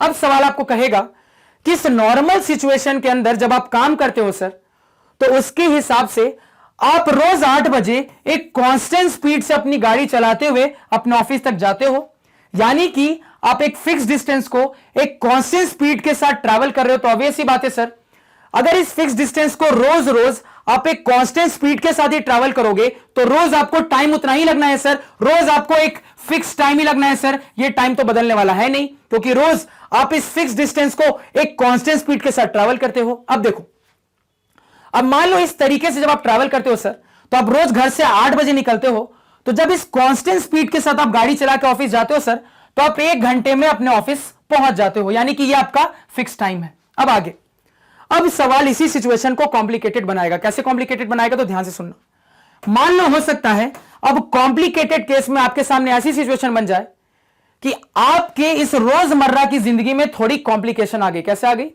तो मान लो किसी दिन आपकी लेट नींद खुली, आप लेट जागे सर। अब लेट जागे तो हड़बड़ी में हो सर, अब हड़बड़ी में हो और आपको ऑफिस पहुंचना है सर 9 बजे तक, आपको लेट होना नहीं चाहिए। अब डिस्टेंस अभी भी सर 10 किलोमीटर है, और मान लो रोज तुम 8 बजे घर से निकलते थे और इस कांस्टेंट स्पीड से गाड़ी चलाते थे तो 1 घंटे में ऑफिस पहुंच जाते थे। मान लो आज आपको इतना लेट हो गया है कि 8:30 बज गए हैं, आप अभी तक घर से नहीं निकले हो, तो क्या करोगे, गाड़ी तेज चलाओगे सर। क्या करोगे, अगर 9 बजे तक आधे घंटे में ऑफिस पहुंचना है तो गाड़ी तेज चलाओगे। तो कॉम्प्लिकेटेड सिचुएशन में आपने अपनी गाड़ी की स्पीड बढ़ा दी सर, तो ऑब्वियस सी बात है डिस्टेंस यही है, डिस्टेंस अभी भी 10 किलोमीटर ही है, गाड़ी की स्पीड आपने बढ़ा दी है तो स्पीड बढ़ गई है, तो डिस्टेंस को कवर करने में अब टाइम भी कम लगेगा सर। तो इस कॉम्प्लिकेटेड सिचुएशन के अंतर्गत अब आपने अपने गाड़ी की स्पीड चेंज कर दी, चेंज में भी क्या कर दी सर, बढ़ा दी। तो ऑब्वियस सी बात है स्पीड बढ़ा दोगे तो इसी डिस्टेंस को कवर करने में अब टाइम भी कम लगेगा, यानी कि कॉम्प्लिकेटेड सिचुएशन में अब आपकी यूजुअल स्पीड और यूजुअल टाइम में फर्क आ जाएगा सर, यूजुअल स्पीड और यूजुअल टाइम में फर्क आ जाएगा। अब सवाल आपको शुरुआत से नहीं बताएगा कि यूजुअल स्पीड क्या थी या फिर यूजुअल टाइम क्या लग रहा था, लेकिन वो आपको कॉम्प्लिकेटेड वाली सिचुएशन में आकर यह जरूर बता देगा कि मैंने अपनी यूजुअल स्पीड में कितनी स्पीड बढ़ा दी है, या फिर मुझे जो यूजुअल टाइम लग रहा था अब उससे उसके मुकाबले कितना कम टाइम लग रहा है। तो आपको वो डिफरेंस बता देगा, लेकिन यूजुअल स्पीड और यूजुअल टाइम क्या था सर वो नहीं बताएगा। हो सकता है कॉम्प्लिकेटेड सिचुएशन ऐसी भी बन सकती है सर कि आप किसी दिन जल्दी जाग जाओ, मान लो तुम 7 बजे के बजे 6 बजे ही जाग गए। अब सब कुछ तैयार होकर खा पी कर, मान लो आप रोज नॉर्मली 8 बजे तक तैयार हो जाते थे, आज आप 7:30 तक ही तैयार हो गए। तो अब आप सोच रहे हो 7:30 में ही मैं अपनी गाड़ी निकाल लेता हूं, तो ऑब्वियस सी बात है सर 7:30 में ही आप तैयार हो चुके हो, और आप अगर नॉर्मल स्पीड से चलते हो तो आपको 1 घंटे लगते हैं पहुंचने में। तो आज आपने सोचा कि आराम आराम से गाड़ी चलाऊंगा, तो आपने अपनी गाड़ी की स्पीड को घटा दिया। तो ऑब्वियस सी बात है सर गाड़ी की स्पीड को घटा दोगे तो इसी डेस्टिनेशन को कवर करने में आपको टाइम भी ज्यादा लगेगा, अगर स्पीड को कम कर दोगे सर तो टाइम ज्यादा लगने लगेगा। तो अगेन एक और कॉम्प्लिकेटेड सिचुएशन बनी जहां पे आपके normal day to day life में यहां पे चेंज हुआ। अगेन क्या चेंज हुआ सर, तो जो भी कॉम्प्लिकेटेड सिचुएशन बनेगी वहां पे आपको यही चेंज दिखेगा कि आपके यूजुअल स्पीड और यूजुअल टाइम में फर्क आ जाएगा सर, चेंजेस आ जाएंगे। और आपको सवाल कभी भी यूजुअल स्पीड और यूजुअल टाइम नहीं बताएगा, वो आपको बस चेंज के बारे में बताएगा कि यूजुअल स्पीड के मुकाबले स्पीड कितनी बढ़ गई या कितनी घट गई, या फिर यूजुअल टाइम के मुकाबले टाइम कितना बढ़ गया या फिर टाइम कितना घट गया, यह सवाल बताएगा सर। तो यह सवाल की वैरायटी को पहचानने का तरीका हुआ जो कि बहुत इंपॉर्टेंट है, इसको ध्यान में रखना सर। अब लास्ट में सवाल आपसे कुछ भी पूछ सकता है, आपसे वो यूजुअल स्पीड पूछ सकता है, यूजुअल टाइम पूछ सकता है, आपसे डिलेड स्पीड पूछ सकता है, आपसे डिलेड टाइम पूछ सकता है, आपसे स्पीड, तेज होने वाली स्पीड पूछ सकता है, आपसे जल्दी पहुंचने में जो टाइम लग रहा है वो टाइम पूछ सकता है। तो पूछने के लिए कुछ भी पूछ सकता है सर, लेकिन सवाल के अंदर की कहानी, सवाल के अंदर का क्रक्स यही रहने वाला है सर। ये दिमाग में रहेगा, रहना चाहिए। इसको अपने लैंग्वेज में पुट अप करो, नोट डाउन करो सर। क्लियर हो गया? अब देखो, तो यहां पे हमने वैरायटी के बारे में पता कर ली, और जब मैंने आपको सवाल पढ़ के सुनाया था सर, तो यहां पे आपको एग्जैक्टली वही बात क्लियर हो रही है। आपको क्लियर हो रहा है? ध्यान देना। यहां पे मुझे क्या कहा गया है सर, एक एरोप्लेन, एक फ्लाइट की जर्नी के बारे में कहा गया है। अब ये फ्लाइट जो है सर इस तरीके से है कि ये रोज फ्लाइट 1500 किलोमीटर अप डाउन करता है। ये फ्लाइट का क्या रूटीन है, इस एयरप्लेन का क्या रूटीन है सर? रोज इसका एक फिक्स टाइम है, उस फिक्स टाइम के हिसाब से ये रोज 1500 किलोमीटर एक पर्टिकुलर कांस्टेंट स्पीड और एक पर्टिकुलर टाइम के साथ ट्रैवल करता है। अब आगे जाके कॉम्प्लिकेशन आ गई। क्या कॉम्प्लिकेशन आ गई? तो यहां आगे जाके सवाल ने बताया कि प्लेन का एक पैसेंजर बीमार हो गया सर। तो बीमार हो गया तो पायलट बीमार पैसेंजर को तो कैरी करेगा नहीं। तो यहां पे उनके रूल्स ऑफ कोर्ट्स में लिखा होता है कि कभी भी कुछ इस टाइप की सिचुएशन, इमरजेंसी सिचुएशन आती है तो फ्लाइट को डिले किया जा सकता है। तो यहां पे उस पेशेंट को एरोप्लेन से निकाला गया, प्रॉपरली उसको हॉस्पिटल पहुंचाया गया। तो ये पूरे प्रोसीजर के कारण आपका जो जर्नी था सर, जो नॉर्मली एक पर्टिकुलर टाइम पे स्टार्ट हो जाना चाहिए था, वो डिले हुआ। कितना डिले हुआ सर? तो सवाल ने बता दिया, आधे घंटे से डिले हुआ। अब देखो, जो पायलट है सर उसको डेस्टिनेशन टाइम पे पहुंचाना है, यानी नॉर्मली जैसे चलता, नॉर्मली चलने के हिसाब से जिस टाइम पे आपकी फ्लाइट यहां तक पहुंचती सर, अभी भी उस टाइम पे पहुंचनी चाहिए। कैसे पहुंचेगी सर? तो ऑब्वियस सी बात है, डिले हो गया है, यानी कि पायलट को अपने नॉर्मल स्पीड के मुकाबले अपनी अब स्पीड को बढ़ाना पड़ेगा सर। तो सवाल ने बता दिया है कि कितने से उसने अपनी स्पीड को बढ़ा दिया। अब ऑब्वियस सी बात है, अगर आपने अपनी यूजुअल स्पीड से स्पीड को बढ़ा दिया है तो इसी डिस्टेंस को कवर करने में अब टाइम कम लगेगा सर। तो अगेन यहां पे आपको दिख रहा है इस सवाल के अंदर भी एक नॉर्मल सिचुएशन है डे टू डे लाइफ की, उसके बाद एक कॉम्प्लिकेटेड सिचुएशन है जिस पे पूरी कहानी बनाई जाती है। और अभी तक जितनी वैरायटी आपने डिस्कस की, हर जगह आपको इस टाइप में यही सिचुएशन ऑब्जर्व हो रही होगी सर। अब सवाल पे आते हैं। अब सवाल में आपको मैंने समझाया था सर लास्ट लेक्चर में ही कि ये जो वैरायटी होती है ना, इसको आप 3 मेथड से सॉल्व कर सकते हो सर। अगर 95% वाले तरीके से चलो तो एक मेथड से सॉल्व हो जाएगा, और अगर 5% वाले तरीके के हिसाब से सोचो तो आपके पास 2 और मेथड है सर सॉल्व करने के। कुल मिला के 2 + 1 3 मेथड। मान ली सवाल पे मैं अपने 95% वाले तरीके के हिसाब से सबसे पहले सोचूं और सॉल्व करने की कोशिश करूं तो क्या कहानी चलेगी सर? तो कहानी कुछ यूं होती है कि यहां पे सवाल मुझसे लास्ट की तरफ या तो डायरेक्टली या तो इनडायरेक्टली 2 चीजें पूछता है। उन्हीं 2 चीजों को हम अपना वेरिएबल अज्यूम करते हैं। अब इस बात को ध्यान में रखते हुए जैसे ही मैं अपने सवाल की आखिरी वाली लाइन देख रहा हूं सर, तो देखो क्या लिखा है। मुझे यहां पे कहा जा रहा है find the original speed of the plane, यानी कुल मिला के इसको पढ़ के समझ में आ रहा है कि मुझसे बस एक चीज पूछी जा रही है सर, लेकिन कंसेप्ट तो यह कहता है कि 2 चीजें पूछी जानी चाहिए थी। यानी कि मुझे अगर अपने कंफ्यूजन को क्लियर करना है कि कौन सी 2 चीजों को मुझे अपना वेरिएबल अज्यूम करना है, तो उसके लिए मुझे अपने कंफ्यूजन वाले स्टेटमेंट के प्रीवियस स्टेटमेंट में जाना पड़ेगा। अब जैसे ही मैं अपने प्रीवियस स्टेटमेंट में जा रहा हूं सर, तो जैसा कि मैंने आपको बताया था, यहां लिखा है, क्या लिखा है सर? तो यहां पे कहा गया है कि कॉम्प्लिकेशंस के कारण पायलट को अपने एरोप्लेन की स्पीड बढ़ानी पड़ी। तो ऑब्वियस ही बात है सर, अगर वो अपने एरोप्लेन की स्पीड बढ़ा लेगा तो उसको यूजुअली जितना टाइम लगता था उससे कम टाइम में वो अपने डेस्टिनेशन तक पहुंच जाएगा। तो स्पीड कितनी बढ़ाई ये आपको बता दिया गया, उसके बाद कितना टाइम कम लग रहा है वो भी आपको बता दिया गया है सर। तो एग्जैक्टली आपकी यूजुअल स्पीड और यूजुअल टाइम क्या था ये नहीं बताया गया सर, बस ये जो चेंज हो रहा है स्पीड और टाइम में ये आपको बताया गया है। अब आगे सर, अब यहां से मैंने आपको सिखाया था कि आपको हिंट मिलता है सर कि आप इन्हीं 2 क्वांटिटीज को अपना वेरिएबल अज्यूम करोगे। तो आपकी मर्जी है, किसी एक को x बोल दो, दूसरे को y बोल दो। तो बिल्कुल रैंडमली मान लो मैंने अपनी स्पीड को x बोल दिया, टाइम को y बोल दिया। तो यूनिट लगाना जरूरी है भैया। स्पीड है, स्टैंडर्ड यूनिट क्या हो जाएगी sir? kmph, kilometre per our. Time है, स्टैंडर्ड यूनिट क्या हो जाएगा सर? आवर हो जाएगा। तो आपने अपने नॉर्मल, यूजुअल, ओरिजिनल वाली स्पीड को x किलोमीटर पर आवर कह दिया और नॉर्मल ट्रैवलिंग के दौरान लगने वाले टाइम को आपने y घंटे, y आवर्स कह दिया सर। ये क्लियर हो गया। अब कहानी क्या पता है सर? तो 95% में अब कहानी ये होती है सर कि सवाल मुझे या तो डायरेक्टली या तो इनडायरेक्टली 2 इंफॉर्मेशन देगा। अब मेरा काम होता है उन 2 इंफॉर्मेशन को ढूंढना और उन 2 इंफॉर्मेशन की मदद से अपने 2 इक्वेशन को फ्रेम करना सर। तो यहां पे सबसे पहले अपने इंफॉर्मेशन को ढूंढते हैं, उसके बाद अपने इक्वेशन को फ्रेम करेंगे। तो ध्यान से सुनते जाना सर। अब जो सबसे पहली वाली इंफॉर्मेशन है सर, वो मुझे दिख रहा है कि आपकी नॉर्मली फर्स्ट वाली इंफॉर्मेशन हिडन फॉर्म में है सर। सवाल को पढ़ के मुझे समझ में आ रहा है कि एक इंफॉर्मेशन हिडन फॉर्म में है, लेकिन दूसरी इंफॉर्मेशन मुझे बहुत अच्छे से दिख रही है सर कि यहां से लेके यहां तक में हमारी दूसरी इंफॉर्मेशन है। तो एक इंफॉर्मेशन हिडन फॉर्म में कैसे है सर? तो नॉर्मली अगर वो अपने ओरिजिनल स्पीड और ओरिजिनल टाइम से ट्रैवल करता है सर, तो डिस्टेंस कितना है? 1500 किलोमीटर है। तो यहां से मैं कह सकता हूं सर डिस्टेंस बराबर स्पीड इंटू टाइम होता है। तो डिस्टेंस नॉर्मली कितना है सर? 1500 किलोमीटर ही है। और आपने अपने normal day to day life की जो फ्लाइट की जर्नी है उसके स्पीड को आपने x माना है, टाइम को y माना है। तो यहां से क्या आप इक्वेशन नहीं बना सकते? बिल्कुल बना सकते हैं। यानी कि प्लेन अगर नॉर्मल तरीके से बिना किसी दिक्कत के चलता सर, तो वो रोज x किलोमीटर पर आवर की रफ्तार से उड़ता और वो एग्जैक्टली y घंटे में अपनी डेस्टिनेशन पे पहुंच जाता। यानी कि अगर मैं यहां पे distance is equal to speed into time लगाऊं सर, तो मैं लिख सकता हूं कि यही जो मेरा 1500 किलोमीटर होगा ये x kilometre per hour into y hour के बराबर होगा। तो यहां से अगर यूनिट हटा दे सर, तो मेरे पास अपने फर्स्ट इक्वेशन बन के आ गई है सर कि 1500 is equal to x into y. तो ये जो इंफॉर्मेशन है सर नॉर्मल सिचुएशन वाली, इसके बारे में आपको एग्जैक्टली नहीं बताया गया, आपको हिडन फॉर्म में बताया गया है सर। तो ये हमने अपनी एक इक्वेशन निकाल ली, जैसे कि मैंने आपको लास्ट लेक्चर में भी निकाल के बताया था।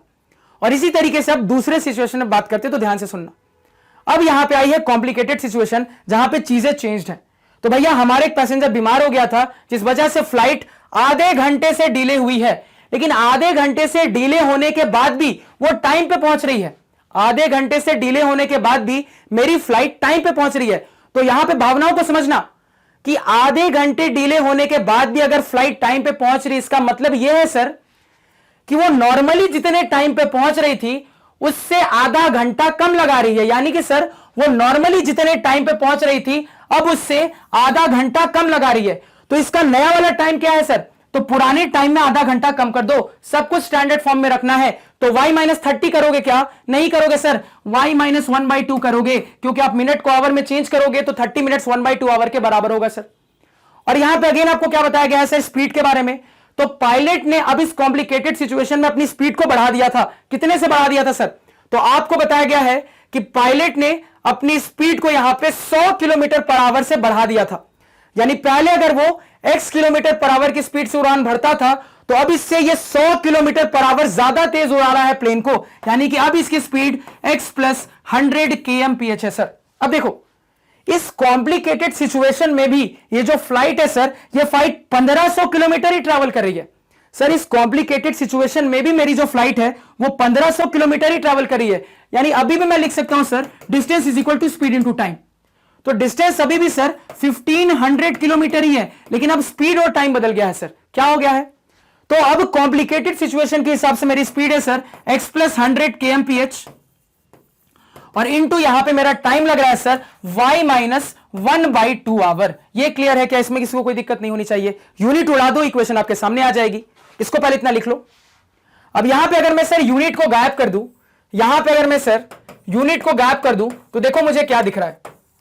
तो यहां पे मुझे इक्वेशन आती हुई दिख रही है सर कि 1500 बराबर यहां पे x प्लस 100 इंटू यहां पे ब्रैकेट में कितना हो जाएगा सर? y माइनस 1/2 हो जाएगा। बना ली सर अपने सेकंड इंफॉर्मेशन से सेकंड इक्वेशन। अब हमारे सामने इक्वेशंस आ चुकी है सर, अब क्या बचा है? सॉल्व करना। और इस वैरायटी का सॉल्यूशन भी हमने बहुत अच्छे से डिस्कस किया था सर। इसको हम कई तरीके से सॉल्व कर सकते हैं, उसको थोड़ा सा रिवाइज कर लेते हैं सर। एक तरीका यह हो सकता है कि हमें ऑब्जर्व हो रहा है कि ये भी नॉन लीनियर इक्वेशन, ये भी नॉन लीनियर इक्वेशन, और सर ने कहा था कि जहां आपके पास एक भी नॉन लीनियर इक्वेशन आ जाए तो हमेशा सब्स्टिट्यूशन का सहारा लेके सॉल्व करने की कोशिश करो। और यहां तो दो दो आ गई है। अब जब दो नॉन लीनियर इक्वेशन को सॉल्व करना है सर, तो मुझे यह देखना पड़ेगा कि कौन सी सिंपल वाली नॉन लीनियर इक्वेशन है और कौन सी कॉम्प्लेक्स वाली नॉन लीनियर इक्वेशन है। तो हम अपने सिंपल वाली नॉन लीनियर इक्वेशन को चुनते हैं, वहां से एक वेरिएबल की वैल्यू दूसरे के टर्म्स में लिखते हैं और उसको अपने कॉम्प्लेक्स वाले नॉन लीनियर इक्वेशन में पुट कर देते हैं। तो सिंप्लीफाई करने के बाद मेरे पास एक क्वाड्रेटिक इक्वेशन आती है, जिसको सॉल्व कर लेंगे, मेरा रिजल्ट मेरे सामने होगा सर। एक अप्रोच सॉल्व करने का ये हो सकता है। दूसरा अप्रोच और इंटरेस्टिंग अप्रोच है सर। वहां क्या दिख रहा है? तो इस वैरायटी में चूंकि मेरा डिस्टेंस बदलता नहीं है सर, तो सॉल्यूशन में एक बहुत इंटरेस्टिंग चीज दिखती है। क्या दिखता है सर? तो मेरे पास अपने दोनों इक्वेशन में दिख रहा है कि कुछ a बराबर b और कुछ a बराबर c का फॉर्मेट है। अब चूंकि a बराबर b और a बराबर c का फॉर्मेट है सर, तो मैं इनडायरेक्टली अपनी इन दोनों इक्वेशन की मदद से एक तीसरा इक्वेशन बना सकता हूं b बराबर c करके सर। और ये जो मैं b बराबर c करके अपनी तीसरी इक्वेशन को फ्रेम करूंगा ना, उसकी खासियत ये रहेगी सर कि उसमें मेरे एक्स वाई वाला टर्म एलिमिनेट हो जाता है और वो एक लीनियर इक्वेशन तैयार हो जाता है। यानी कि इन दोनों की मदद से एक लीनियर इक्वेशन बना लेते हैं और उसके बाद एक लीनियर इक्वेशन आ गई सर। अब आपकी मर्जी है कि दूसरे इक्वेशन के तौर पे आप इसको रखना चाहते हो या फिर आप इसको रखना चाहते हो।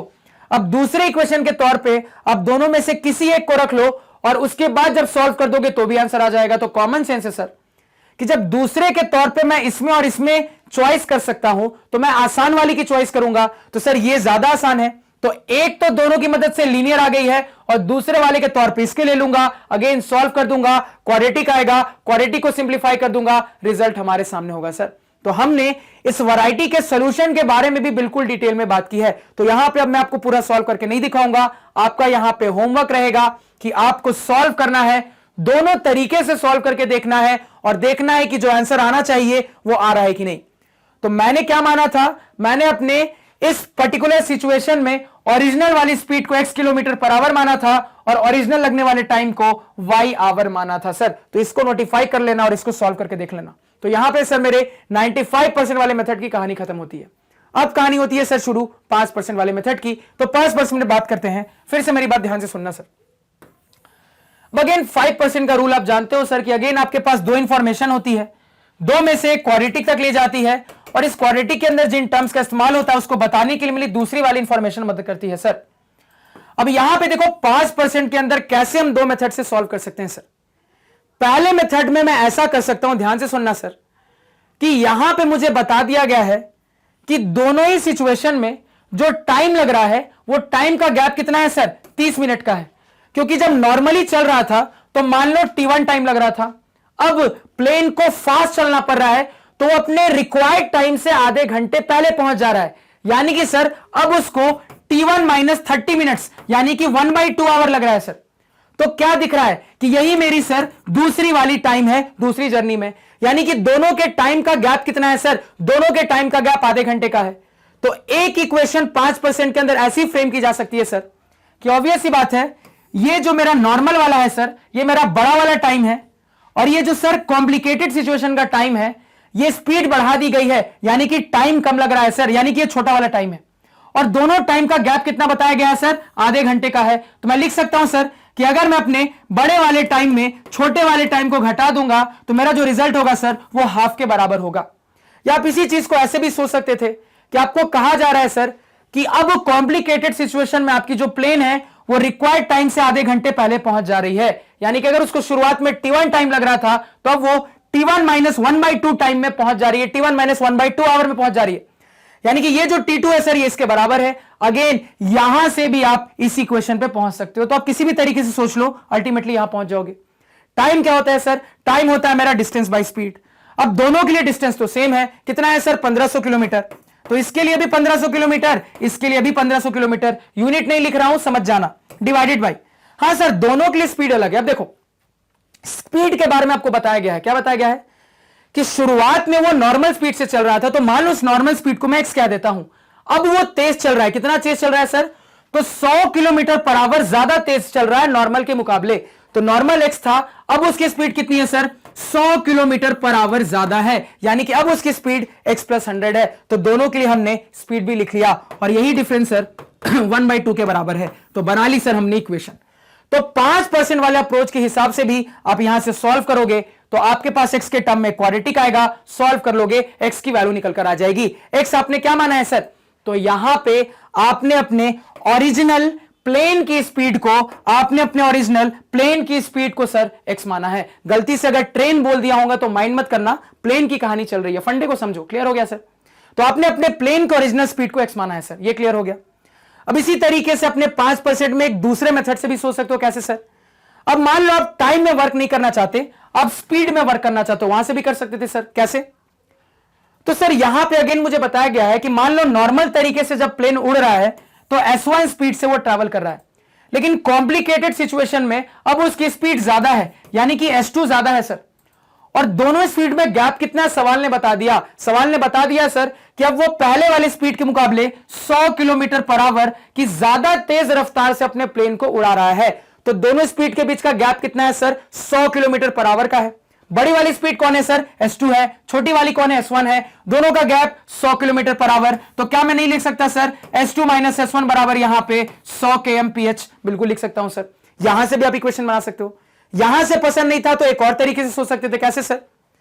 गैप से नहीं सोचना चाहते हो तो आप ऐसे भी कह सकते हो सर कि सेकंड सिचुएशन में जो मेरी स्पीड है वो एक्चुअली में पहली सिचुएशन वाली स्पीड में 100 किलोमीटर पर आवर ज्यादा है सर। ऐसे भी करोगे तो अल्टीमेटली यहीं पे पहुंच जाओगे सर।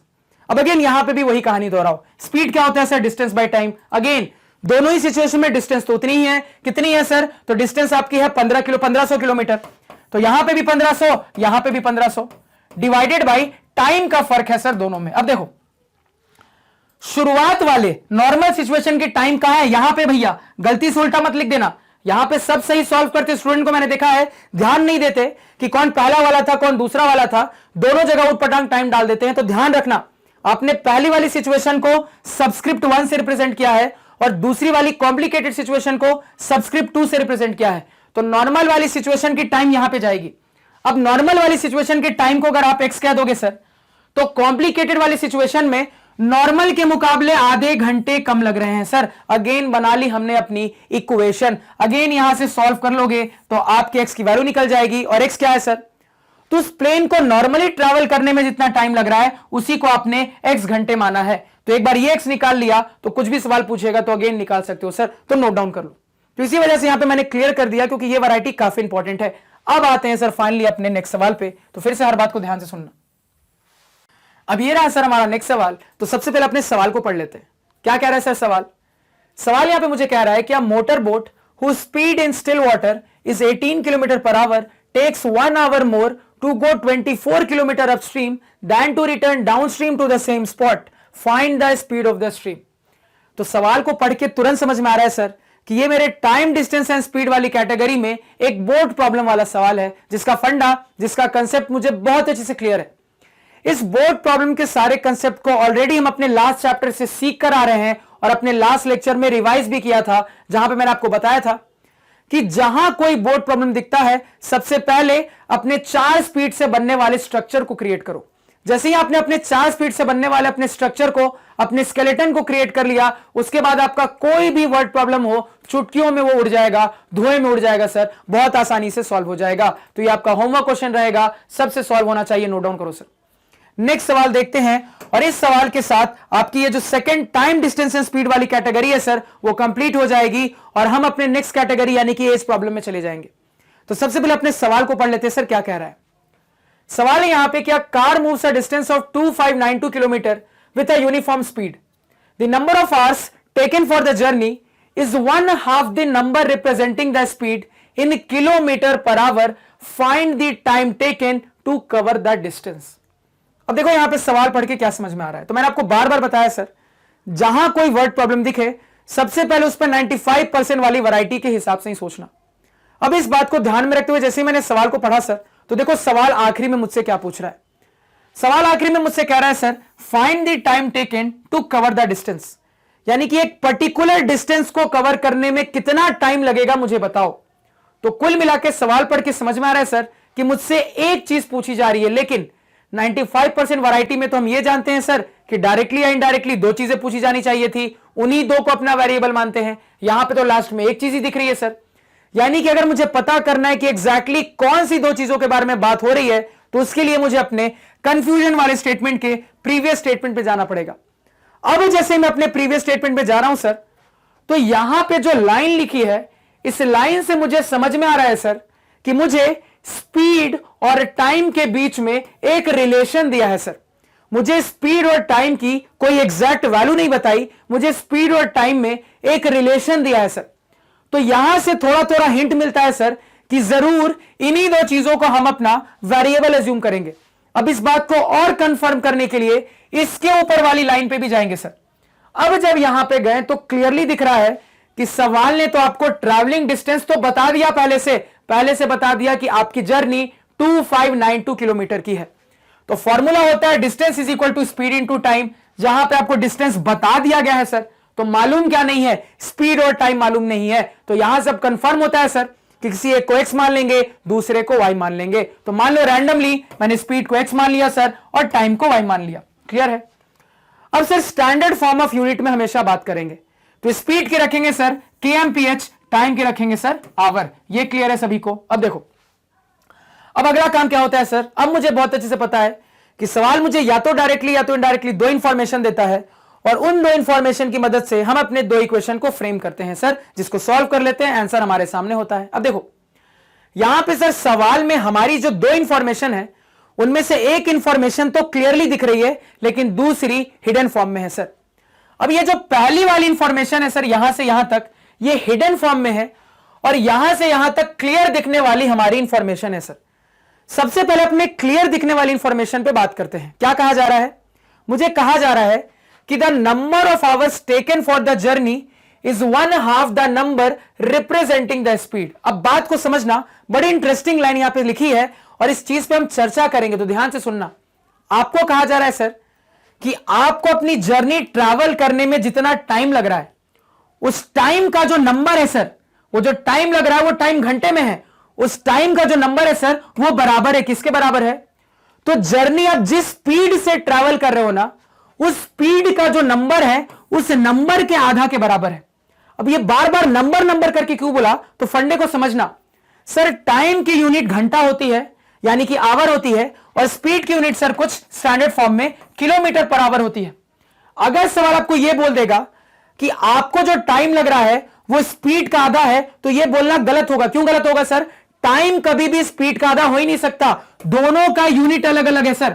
कभी भी गधे घोड़े की बराबरी नहीं कर सकते आप, या तो घोड़े घोड़े की बराबरी करोगे या गधे गधे की बराबरी करोगे। यह चीज भी मैंने आपको सिखाई है कि कभी भी अगर आप किसी चीज को इक्वेट करते हो सर, तो दोनों चीजें सेम टाइप की होनी चाहिए सर, दोनों का यूनिट सेम होना चाहिए। बहुत इंपॉर्टेंट बात है, ये बहुत ज्यादा इंपॉर्टेंट बात मैंने आपको बताई यहां पे, कि कभी भी किसी चीज को जब हम इक्वेट करते हैं तो दोनों चीजें सेम टाइप की होनी चाहिए सर। आप एक टाइप के आम को दूसरे टाइप के आम से ही इक्वेट करते हो, आप एक टाइप के सेब को दूसरे टाइप के सेब से ही इक्वेट करते हो। तो कभी भी किसी चीज को इक्वेट करते हैं तो दोनों साइड की क्वांटिटी सेम होनी चाहिए सर। कभी भी नहीं हो सकता कि समय स्पीड के बराबर हो जाए। क्या कभी होगा कि आवर किलोमीटर पर आवर के बराबर हो जाए? ऐसा कभी नहीं होगा सर, चीजें हमेशा सेम रहनी चाहिए। इसी वजह से रिलेशन देने के लिए सवाल ने क्या कहा, इसलिए सवाल ने आपको कहा है कि इस डिस्टेंस को ट्रैवल करने में जितना टाइम लग रहा है ना, उस टाइम का जो नंबर है वो टाइम का नंबर आपके जो ट्रैवलिंग स्पीड वाली नंबर है उसका आधा है सर। ये यहां पे कहा गया है कि द नंबर ऑफ आवर्स, देखो इंपॉर्टेंट है, the number of hours taken for the journey is 1/2 the number representing the speed. ये बात बहुत इंपॉर्टेंट है, इसलिए आपको नंबर में कह के इक्वेट करने की बात की गई है। आपको सीधे नहीं बोला कि आपका जो टाइम है वो स्पीड का आधा है, आपको कहा गया है कि टाइम को रिप्रेजेंट करने वाला जो नंबर है वो आपके स्पीड के रिप्रेजेंट करने वाले नंबर का आधा है सर। ये आपको यहां पे कहा गया है। तो यहां से अगेन हम अपनी इक्वेशन को फ्रेम कर सकते हैं। कैसे सर? तो ध्यान से सुनना। तो सर नंबर कौन सा रिप्रेजेंट कर रहा है? तो आपने जो माना है उसके हिसाब से आपके स्पीड को रिप्रेजेंट करने वाला नंबर x है, क्योंकि आगे जाके x सॉल्व होकर एक नंबर ही बनने वाला है सर।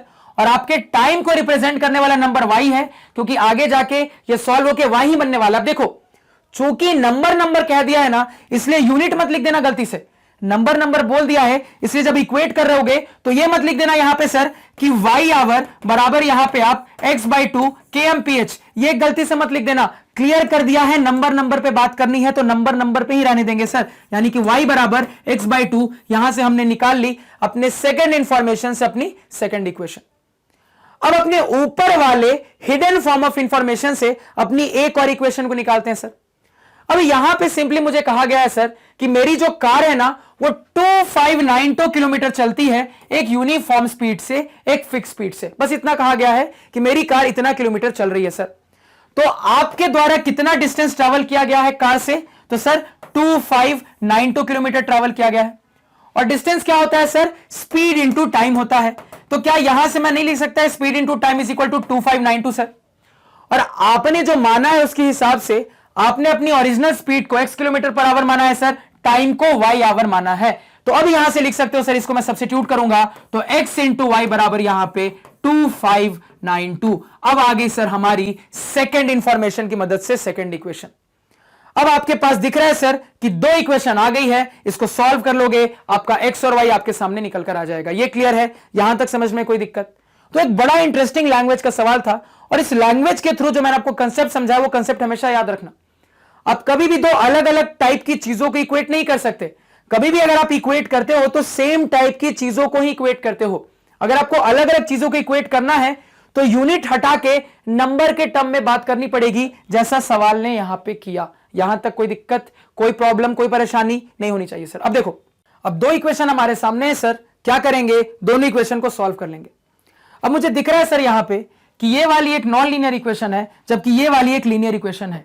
और अगर एक लीनियर एक नॉन लीनियर आता है तो क्या कहानी होती है सर? सब्स्टिट्यूशन से सॉल्व करते हैं। कैसे सॉल्व करते हैं? तो अपने लीनियर वाली इक्वेशन की मदद से अपने एक वेरिएबल की वैल्यू दूसरे के टर्म्स में लिख लेते हैं और उसको अपने नॉन लीनियर वाली इक्वेशन में सब्स्टिट्यूट कर देते हैं। तो आगे जाके मेरे पास एक क्वाड्रेटिक आ जाता है, उस क्वाड्रेटिक को सॉल्व कर लेते हैं तो हमारा रिजल्ट हमारे सामने होता है सर। ये मुझे बहुत अच्छे से पता है। तो यहां पे इसी कंसेप्ट को अप्लाई करो। तो सबसे पहले अपने दोनों इक्वेशन को अलग से साइड बाय साइड लिख लेते हैं सर। तो एक है y बराबर x/2 और दूसरी है सर x इंटू वाई बराबर यहां पे 2592। लिख लिया सर। अब देखो यहां पे, अब इसको यहां से इरेज कर दो। तो यहां पे सर स्पीड को हमने x कहा था, टाइम को हमने y कहा था, तो थोड़ा सा नोटिफाई करने के लिए इसको भी लिख लेते हैं। अब आगे, अब सॉल्व करना स्टार्ट करते हैं सर। तो हमारी लीनियर वाली इक्वेशन इस तरीके से है कि एक वेरिएबल y दूसरे वेरिएबल x के टर्म्स में है। तो सिंपली अपने y को अपने नॉन लीनियर वाली इक्वेशन में y के जगह पे सब्स्टिट्यूट कर देते हैं। तो मेरे पास आ जाएगा सर यहां पे x इंटू वाई, y के बदले लिख देंगे सर x/2 बराबर इस तरफ हो गया 2592। अब मेरे पास निकल के आ रहा है सर यहां से x²/2 बराबर यहां पे 2592। उसके बाद सर आ रहा है x² बराबर 2 इंटू 2592, सीधे मल्टीप्लाई कर रहा हूं। 2 2 जा 4 सर, 9 2 जा 18 का 8 यहां पे 1, 5 2 जा 10, 111 का 1 यहां पे 1, 2 2 जा 4, 1 5, 5184 आ रहा है सर। अब इस फॉर्मेट से मैं डायरेक्टली बोल सकता हूं x बराबर प्लस माइनस साइन के साथ √5184। अगेन आपको स्क्वायर रूट निकालने की जरूरत पड़ गई। तो जो आपको 10 सेकंड का रूल सिखाया था उसको यहां पे अप्लाई करो। तो अगर अप्लाई करेंगे देखो क्या दिख रहा है, 5184 पेयरिंग कर ली सर। अब यूनिट प्लेस पे स्क्वायर करने के बाद 4 आना चाहिए। कब कब आ सकता है सर? जब 2 रहे तब भी आ सकता है, 8 रहे तब भी आ सकता है। यानी इसका जो स्क्वायर रूट होगा इतना कंफर्म है कि उसके यूनिट प्लेस पे या तो 2 होगा सर या तो 8 होगा। अब आगे वाला नंबर क्या होगा सर? तो 51 किस दो नंबर के स्क्वायर के बीच में आता है सर? तो 7 का स्क्वायर 49 होता है, 8 का स्क्वायर 64 होता है। तो 7 और 8 के बीच में छोटा वाला नंबर लेते हैं, 7 को लेंगे सर। यानी कि ये नंबर या तो 72 का स्क्वायर है या 78 का स्क्वायर है। चेक कर लेते हैं सर। तो 7 से 8 बड़ा नंबर कितना हो गया? 8। 7 8 जा 56, ज्यादा बड़ा आ रहा है, यानी कि सर अपना छोटा वाला नंबर लेंगे। तो इतना कंफर्म है सर कि ये जो नंबर है ये 72 का स्क्वायर। आप चाहो तो चेक कर लो, 72 का स्क्वायर करोगे सर तो यहां पे 4, यहां पे 49, उसके बाद 7 2 जा 14, 2 जा 28 हो जाएगा, 4 8 11, 5184 निकल कर आ गया। यानी हम जो सॉल्व किया सर वो बिल्कुल सही है। हमने क्रॉस वेरीफाई भी अपने 10 सेकंड के रूल से चेक करके देख लिया। तो अब यहां से ये क्लियर है सर कि 5184 का स्क्वायर रूट हो जाएगा 72। तो प्लस माइनस 72 निकल के आ गया सर एक्स की मेरी दो वैल्यू। अब ऑब्वियस ही बात है सर, आपने अपने एक्स और वाई को क्या माना था? तो आपके x की एक वैल्यू आ रही है सर प्लस 72, दूसरी आ रही है माइनस 72। क्या दोनों वैल्यू एक्सेप्टेबल होगी? नहीं होगी सर, क्योंकि मुझे पता है कि मेरा x एक्चुअली में मेरी स्पीड है और स्पीड कभी भी नेगेटिव नहीं हो सकती, यानी कि इनवैलिड आंसर हो गया। रीजन क्या लिखोगे sir? Speed can not be negative, यानी कि सर ये मेरा वैलिड आंसर होगा। तो हमने अपने सिचुएशन के हिसाब से कार की स्पीड निकाल ली। कितनी निकल के आई है सर? तो 72 kmph निकल के आई है सर। क्लियर हो गया? आप देखो, क्या मुझे स्पीड निकालना था? नहीं, मुझे time taken to cover the distance निकालना था सर। तो टाइम कैसे निकलेगा? सिंपल है सर, स्पीड निकाल लिया है, डिस्टेंस दिया है, टाइम भी निकल जाएगा। टाइम क्या होता है sir? Distance by speed. Distance कितना दिया है सर? 2592 दिया है, डिवाइडेड बाय स्पीड कितना आ रहा है सर? 72 निकल के आ रहा है। अब यहां पे सर सॉल्व करना स्टार्ट करते हैं। तो सॉल्व करो यहां पे 236 जा 2 1 जा 2 2 2 जा 4 2 9 जा 18 2 6 जा 12। उसके बाद यहां पे दिख रहा है सर 6 6 जा 36 6 2 जा 12। उसके बाद आपका 6 1 जा 6, उसके बाद 6 6 जा 36। उसके बाद अगेन यहां पे दिख रहा है sir 36 into 6 is equal to 216। तो अल्टीमेटली यहां से मुझे दिख रहा है सर टी की वैल्यू निकल के आ रही है 36 आवर्स। तो हमने अपने टाइम निकाल लिया अपने डिस्टेंस को ट्रैवल करने का। कितना निकल के आया सर? 36 घंटे। नोट डाउन करो सर फटाफट। तो देखो, सवाल कितना भी छोटा हो, कितना भी बड़ा हो, जैसे कि मैं आपको बार बार कह रहा हूं कि स्क्वायर और स्क्वायर रूट की जरूरत पड़ ही जाती है, मैक्सिमम सवालों में पड़ जाती है, और कंपटीशन में तो धुएं में उड़ जाओगे स्क्वायर और स्क्वायर रूट से, इतने मिल जाएंगे कि। इसलिए बार बार कह रहा हूं कि वो जो रूल सिखाया था उसको याद रखो, बहुत काम की चीज है, आपके लिए ब्रह्मास्त्र है। लोग बड़े हो जाते हैं, उनको वो रूल्स पता नहीं होते, एग्जाम में स्क्वायर रूट निकालने की मेहनत करते रहते हैं। ये मेहनत से आपको बचना है, अभी से चीजों को सीख कर चलो सर। तो फाइनली इस सवाल के साथ हमारी ये सेकंड वाली टाइम, डिस्टेंस एंड स्पीड वाली कैटेगरी कंप्लीट होती है सर। अब अपने नेक्स्ट लेक्चर से अपनी बची हुई कैटेगरीज को डिस्कस करेंगे, और यहां पे जो हमारी बची हुई कैटेगरीज है सर, वहां पे कुछ नए और इंटरेस्टिंग सवाल हम देखने वाले हैं। तो आई होप जितना आपको इस लेक्चर में बताया वो क्लियर है, कहीं पे भी किसी किस्म का डाउट नहीं है। इन केस कहीं पे कोई डाउट अराइज हो रहा हो सर, तो आप मुझे कमेंट सेक्शन में जरूर बताना। तो आज के पढ़ाए हुए नोट्स आप हमारी ऑफिशियल वेबसाइट magnetbrains.com से डाउनलोड कर सकते हैं, जिसका लिंक वीडियो के डिस्क्रिप्शन में है। magnetbrains.com पे आपको क्लास 4 से लेकर 12 तक सारे सब्जेक्ट्स और कोर्सेज मिल जाते हैं, वो भी सिस्टमैटिक ऑर्डर में अरेंज्ड। Thank you.